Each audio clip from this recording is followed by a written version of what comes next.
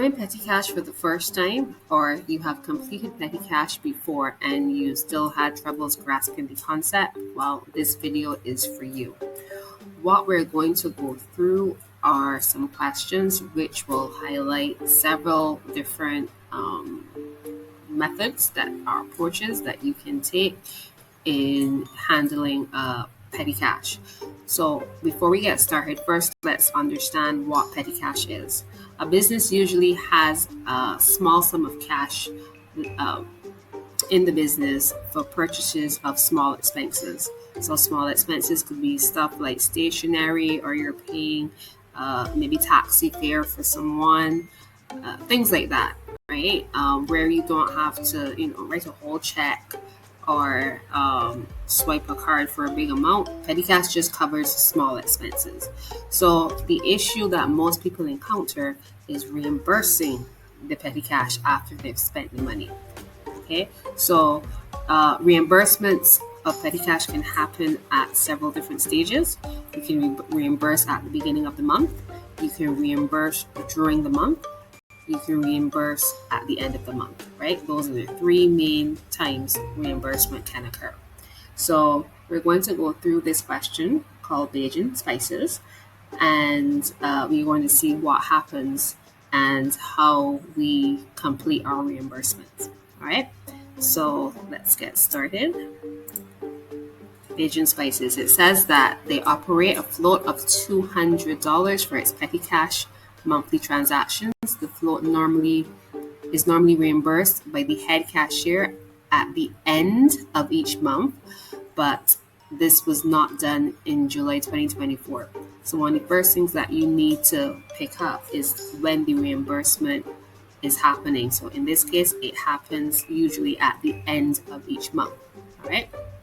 So let's move on. It says during the month of August 2024, petty cash was used to facilitate the following transactions. And if we scroll down a bit, you will see all the transactions that we have here. Right. Then we have some additional notes at the bottom. Let's go through these. It says the petty cashier uses the following headings in the petty cash book. So we have stationery expense, travel, postage, miscellaneous, vehicle expense, and ledger folio, ledger accounts. So when you're setting up your petty cash book, you need to make sure that these things are included in your solution. All right, so let's move on to the requireds. The first required is asking us to record the initial reimbursement on August 1st, 2024, and record all transactions that occurred during the month. So that's the first thing we have to do. So we have to make sure that we reimburse the petty cash flow at the beginning of the month, and then we record the transactions based on the notes we see above. Part 2 says you're supposed to show the reimbursement of petty cash to increase the new float of $400 at the end of the month. Interesting. So remember, in the beginning, it said that the petty cash float was 200, but when we have to reimburse the float at month end, we need to remember that we're not reimbursing for 200. It says that it was increased to 400, so we have to factor that in when we get there. And then finally, we're going to post the transactions to all relevant accounts at the end of 2024. All right. So now that we have gone through reading through the question and gone through the requirements, we can now go ahead and set up our question. So we're focusing now on what is required for question 1, which is recording the initial reimbursement on August 1st, 2024. Let's head over to our worksheet. So whenever you are setting up your petty cash book, you think of it as a T account. Okay, where we have the receipts, which is all the income coming in on one end, and we put the folio because it mentioned folio in the notes, so you have to keep that. We have the details. Well, actually, no, we have the date column first, then we have the details.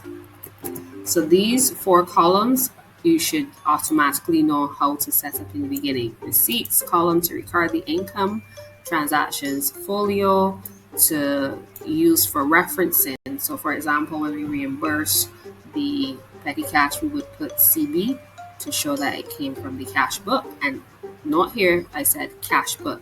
Petty cash and cash book are two different things. Okay, so just remember that. So then we have the date the transaction happened, and then the details, which would explain what that amount represents on that specific row. And that would be the setup for recording your income transactions on the left side of your T account. We will be using the date and details column to also record our transactions to the right, which are our expenses. So we have a total payments column, right? And then remember the question said that there were, let's go back, headings that they normally use. So this is where we will list the expenses that they normally incur during the month. Those would be your column headings. So we have stationery and traveling. That's just them in the order we see them. Stationery. Then we have traveling. Postage. Let me see if I can bring these up side by side. Make this a bit smaller. Right. Postage, miscellaneous, MISC for short, vehicle expense, ledger folio. So in this specific question, it's asking you for a folio column. So remember, folio is the column you use to reference, and we have ledger accounts, so we would have a folio column that we can use to reference anything they mentioned about ledgers.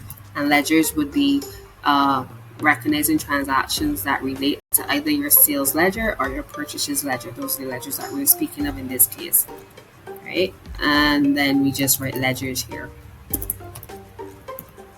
So if I just have ledgers here, obviously if I enter amount here, you're not going to be able to tell if it is a sales ledger or a purchases ledger. This is why or how the folio column comes into play to help you identify that.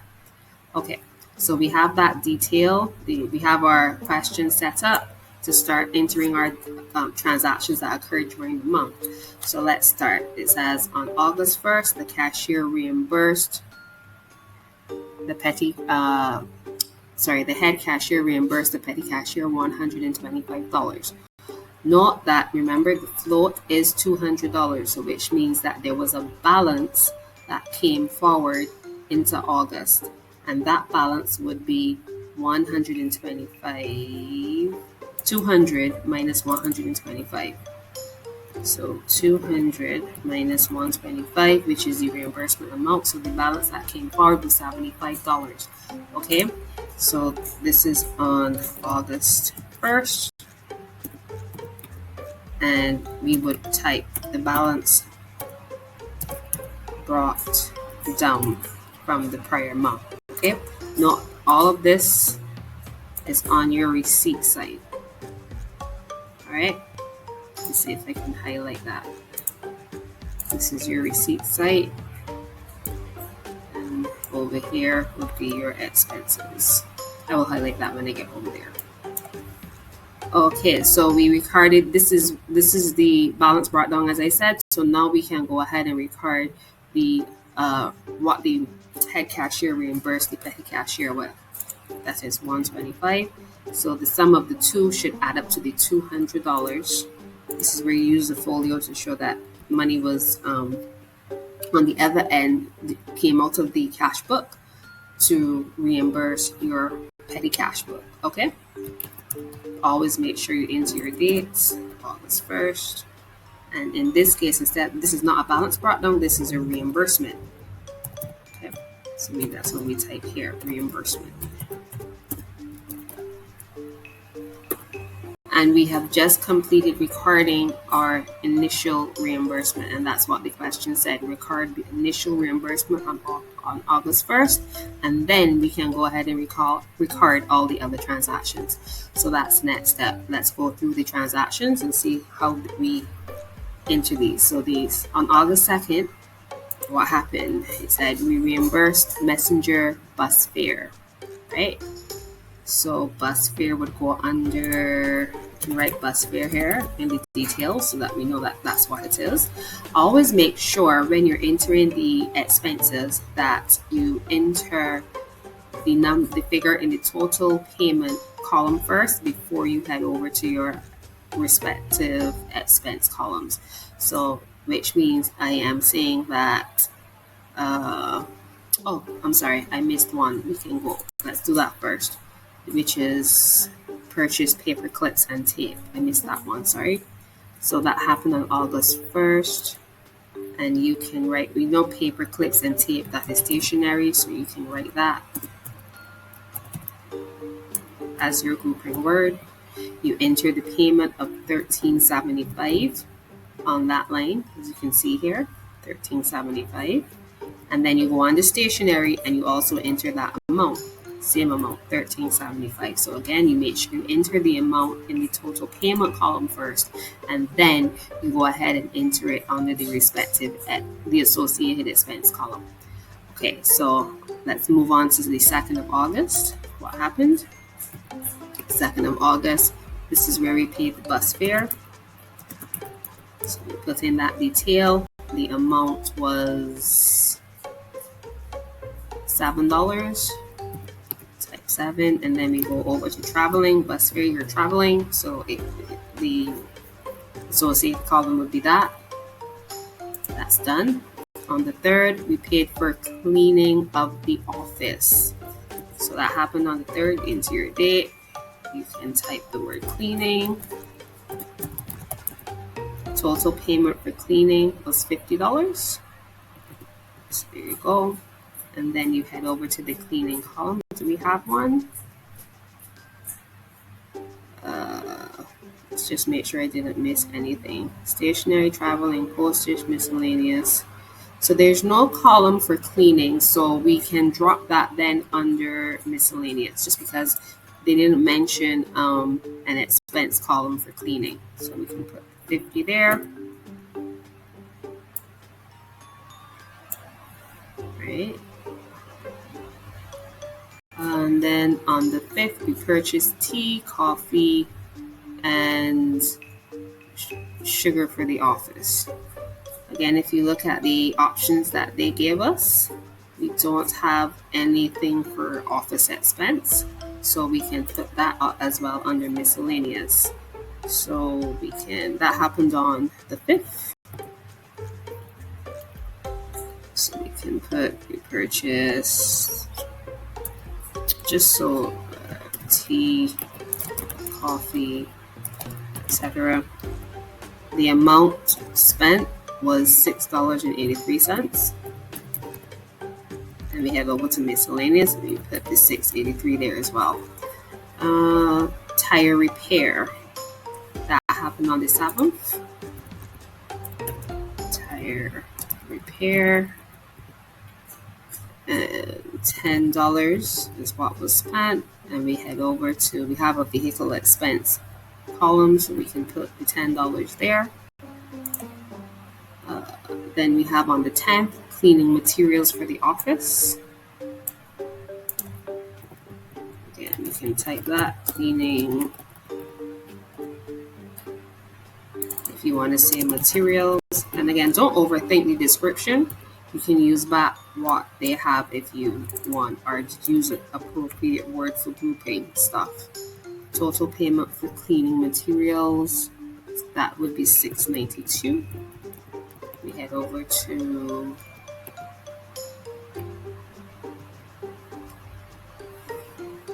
cleaning. Did we have? Oh, I forgot. There's no cleaning, so we put this under miscellaneous, $6.92. Right. Then you have on the 15th, S. Brown repaid money lent to her for lunch. So in this case, the company received money, all right? So this is repayment from S. Brown. And as it is money coming in, it doesn't go on the expense side, it goes on the income side of your cash book, right? And here we would put the amount received, which is $10. So right there. I'm just going to put a dash here as a filler so that we don't accidentally put anything in there. We use zeros.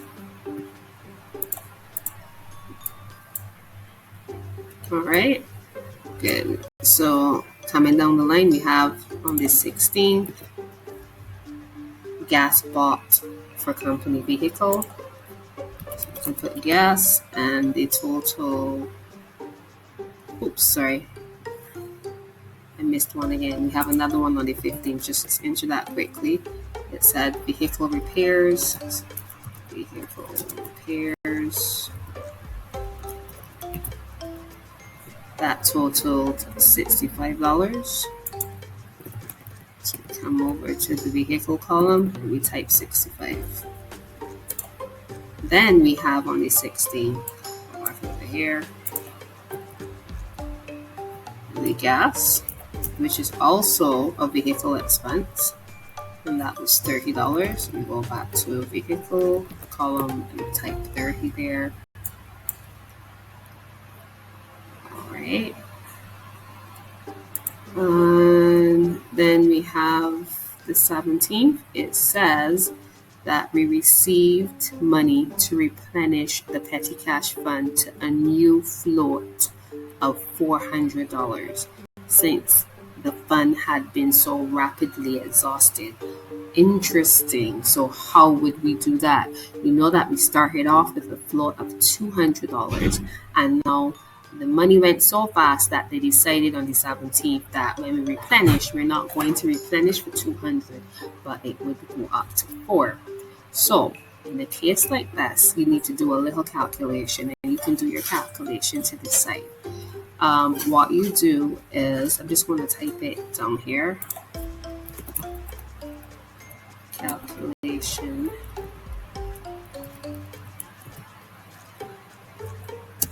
for replenishment to 400. So first we look at, we enter the beginning amount, which was 200. Okay, we deduct, let me enter the formula, equals 200, and then we're going to deduct the sum of all the expenses just before the replenishment. So this is just a quick formula I'm putting in here. In this case, you use your calculators to work this out, okay? And then all of that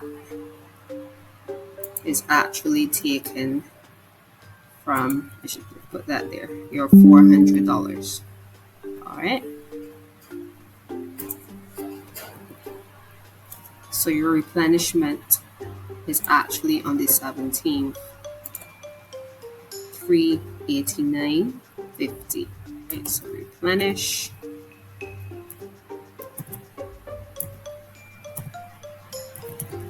So 400, 389.85. Again, let me repeat how we got that out. We started off with what the float was at the beginning of the month. You totaled your expenses, right, which is $189.50. I know I put the formula in there, but I can type it out there again. So it's 200 minus 189.50.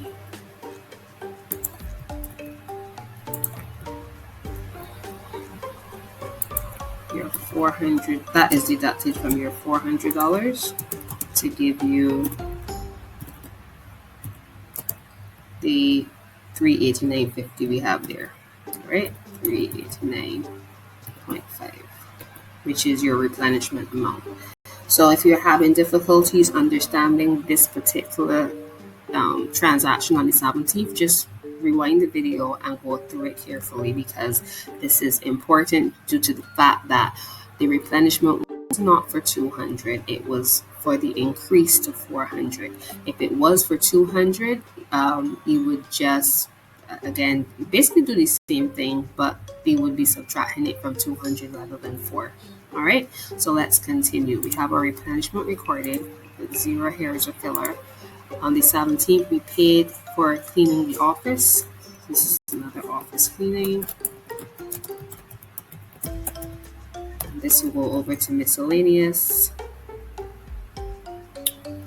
How much did we pay? $50. Oops, I forgot to put that in total payment. And I know when you're doing an exam, some students might do that. But again, always remember to post the transaction to total payments first, and then to go over to the respective expense column. 22. On the 22nd, we paid J. Brown, a creditor. Okay, so J. Brown. This is our first encounter with a ledger account. J. Brown is a creditor. J. Brown is saying that we paid J. Brown. I'm sorry. So we paid him how much? $5.45. Okay. So because he's a creditor, we have to enter PL, which stands for Purchases Ledger. And then in the ledgers column, we enter the same amount, 5.45. All right, I hope that part is clear. We refunded M. Moore, a debtor, who overpaid to his account. So again, this is our second encounter with a ledger account. M. Moore is a debtor, so that is associated with the sales ledger. So we're going to put a refund. And it is money going out of the account, okay? So it will go on the left side, which is on the payments side. Refund M. More, and the amount we refunded him was $350. We come here in the ledger column and ensure we type SL because it's a debtor, and enter that refund amount under ledger. So we can clearly see when we review our ledgers, even if we couldn't see the information to your left, that the 545 is related to a creditor because we have PL representing the purchases ledger, and the 350 is associated with debtor, okay, somebody who owes the company. That happened on the 23rd, that refund. Okay, now on the 24th, we paid for cleaning the office. Again, this office is cleaned regularly, it looks like. So again, office cleaning, which is $50. Sorry, go over to miscellaneous and type 50. Okay. And on to the next month, the next day, sorry, which is the 25th. What did we do on the 25th? Postage stamps bought. So we could type postage here. Go under postage. Sorry, enter the amount in the total payments column first, $10, and then go on to postage and type your $10 there. Pens for office. This happens on the 28th. This is stationery. 10. You can type that there. 10 under the stationery column. Sorry, not 10, $5.95. Okay. And then on the 30th, we have brake fluid, which was purchased. And of course, you know, purchase of brake fluid is a vehicle expense, so that's where we would put this 12.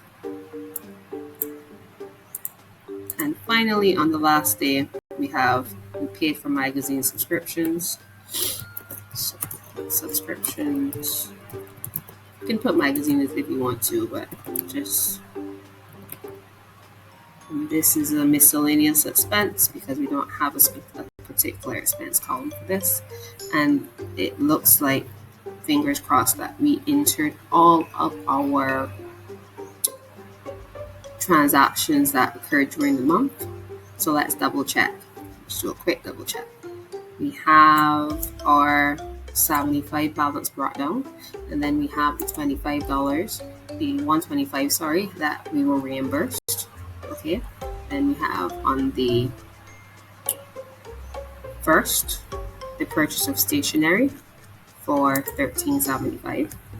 On the second, we have the bus fare for $7. On the third, we have the $50 for cleaning. On the fifth, we have the $6.83 for the purchase of those miscellaneous office expenses. On the seventh, we have the $10 for the tire repair. On the 10th, cleaning materials purchase, $6.92. We have that. Just go over here quickly. You also need to make sure, as you're going through this, that you do have this information entered in the correct columns. But for, this video is still kind of long, so I'm just going to cut through certain things. The repayment from S. Brown, that was income coming in, and that happened on the 15th, and we're showing that $10 on the receipt side. Then we have vehicle repairs for $65. We have that. We go ahead. We have gas bought for company vehicle, $30. We have our replenishment, and you would show your calculation when you're doing your exam. Make sure to show your calculation of how you got that out, and that's there. On the 17th, we have office cleaning again for $50. $545 is the amount paid to the creditor. We have it here. The refund of $350. We have that as well. $50 for the office cleaning. That's there. $10 for the postage. That's there. Stationery for the pens. That's for $5.95. That's there. Brake fluid purchase for $12. That's there. And the $45 for the subscription payments. That's there. So all we need to do now is tally up everything in our total payments column. All right. So again, you'll be using calculators, but as I'm doing this, I'll use my formulas, and let me copy this formula straight across to my ledgers. All right, so we have the total here in the total payment column, and you can simply sum up your individual expense columns to make sure that you get back the same amount that you see in your total payment columns. And we have that $371.40 for the that's the total for the individual columns, and that matches our total payments we have here. So at least we can say that the information is recorded correctly. We've completed entering the details from the question. We can now go ahead and tackle the most problematic part of this question, which is balancing at month end. Now, as simple as it will look, it poses people a lot of issues because of the understanding of where you place your details when completing this section. All right, so let's see what that looks like. Let's refer back over to the question to see what the requirement for 2 says. It says show the reimbursement of petty cash to record the increase of the new float of $400 at month end, August month end. So if we go back to the question, we would go and enter our details. So we know we have to show reimbursement on the 31st, right? And we also know that as this is a T account, we need to balance the books, right? And this happens at month end. So we would put in our details balance carried down, right? What else do we know? We know that the petty cash float is now $400. So if the float is supposed to be $400 at the beginning of the month, it makes sense to assume that the balance carried down is $400. So you're able to complete the total payment side, working out what that total is, just because this question, we know certain things. So we have our total payments, we know what our balance carried down is. So if we just add the total payments plus the balance carried down, we're able to total everything on the total payment side. Right? So this side is complete. Just put our double lines to show that that is complete. Right? But we now have to do the same thing on the receipt side. So for the receipt side, there are two methods or two approaches that you can take to calculating this. The first is simply taking the total for all the transactions on the receipt side from the total amount on the payment side. So the total on the receipt side is 599.85, right? And we simply take that from the 771.40. You can just let me note that down here for you. So we're saying that the total payments, the total balance that is, which is 771.4, right? We're going to take the total receipts we have right now, which is 599.85 from that, and that should give us our total. So let's put in, let's copy and enter the formula here so you can see what that totals. It says it's 171.55. So that's the first method. Again, one more time, let me repeat. Because you calculated everything on the total payment side and you know what that figure is, 771, you can simply total the receipts and then take that amount from the 771 to get out your reimbursement figure of 171.55. If I set this up the way it should be, 772, need to come down here, put that line there. It's a double. I want my double line here. Good. If I was to sum everything on the total receipt side, including our reimbursement figure, just let me edit this, right? We get 771.4. So let's look at the second method. The second method will require you to still total the amount from the receipt side, right? So we'd have 599. Okay, before we do that, first we know we have to state what our reimbursement amount should be. So we know the reimbursement is supposed to be for 400.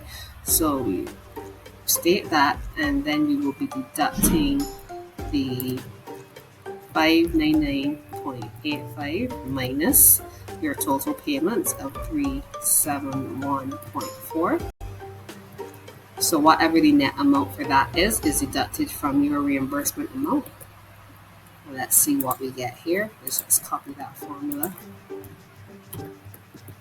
171.55. So when you're doing the question, you just need to make sure that after you've completed everything, all the other details, and you're just doing this little part down here to show your reimbursement. Once you're reimbursing at month end, just make sure that you note these things first. And again, you have the option on the payment side to put in what you know, right? And then deduct the total receipts from the overall amount here to come up with your reimbursement amount. Or you do it the other way, where you know what your reimbursement amount is supposed to be. You total the receipts and deduct the total payments, in this case from the 400, and you still come back to the same amount. Either way will give you your correct reimbursement amount. And again, T account, you should have the same balance on both ends, on your left and on your right. I hope this video helps you in understanding how you properly record your details for petty cash as you move through the month, and how you record your reimbursements, whether it occurs at the beginning, during the middle, or at the end of the month. Thank you very much for taking the time to watch.